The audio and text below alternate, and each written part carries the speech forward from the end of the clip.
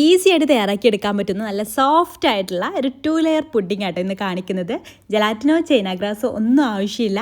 ആദ്യം നമുക്ക് first layer തയ്യാറാക്കിയെടുക്കാൻ വേണ്ടിയിട്ട് പാലിലേക്ക് കസ്റ്റർഡ് പൗഡർ ഒഴിച്ചു കൊടുക്കാം. അത് ഞാൻ ഫ്ലെയിം ഓൺ ചെയ്യുന്നതിന് മുന്നേ തന്നെ നന്നായിട്ട് കട്ടില്ലാതെ മിക്സ് ചെയ്തെടുത്തിട്ടുണ്ട്. പിന്നെ അതിലേക്ക് മധുരത്തിന് വേണ്ടിയിട്ട് കണ്ടൻസ് മിൽക്കും പഞ്ചസാരയും ചേർത്തിട്ട് ഇതായി ഒരു തിക്നെസ് ആവുകയോളം നമുക്കൊന്ന് വേവിച്ചെടുക്കാം. അതിനുശേഷം ആ ഒരു ചൂടോടുകൂടെ തന്നെ പുഡിംഗ് ട്രേയിലേക്ക് മാറ്റുക. എന്നിട്ട് അത് സെറ്റ് ആവാൻ വേണ്ടിയിട്ട് മാറ്റി വെക്കാം. ഇനി വേറൊരു പാൻ എടുത്തിട്ട് അതിലേക്ക് 1 കപ്പ് വെള്ളം ചേർത്തിട്ട് അതിലേക്ക് 2 ടേബിൾ സ്പൂൺ കോൺഫ്ലവറും കൂടെ ചേർത്തിട്ട് കട്ടില്ലാതെ ആദ്യം ഒന്ന് മിക്സ് ചെയ്തെടുത്തതിന് ശേഷം ഫ്ലെയിം ഓൺ ചെയ്തിട്ട് ചെറിയ തീയിലിട്ട് കൊടുക്കാം. മധുരത്തിന് വേണ്ടിയിട്ട് ഞാൻ പഞ്ചസാരയാട്ടോ ചേർത്ത് കൊടുത്തിട്ടുള്ളത്.